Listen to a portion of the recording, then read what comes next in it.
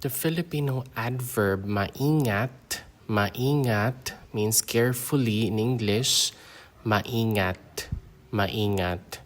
Maingat siyang nagmaneho sa madulas na kalsada. It means that he or she drove carefully on the slippery road. Maingat means carefully siya is he or she, it's gender neutral. Maneho is drive. Madulas is like to slip, slippery. And then kalsada is the road. Maingat siyang nagmaneho sa madulas na kalsada. Maingat nilang binitbit ang kahon. They carried the box carefully. Maingat is carefully, nila is they, bitbit is to carry, and the kahon is a box. Maingat nilang binitbit ang kahon. Mag-isip ka ng maingat bago ka magdesisyon. Think carefully before you decide. Mag-isip means to think.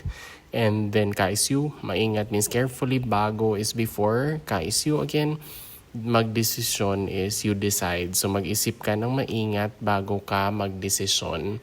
Maingat na pumasok ang magnanakaw sa bahay. The thief entered the house carefully. Maingat means carefully, pumasok, pasok is to enter.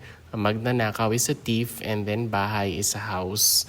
Maingat na pumasok ang magnanakaw sa bahay. Once again, when we say maingat, it means carefully. Maingat.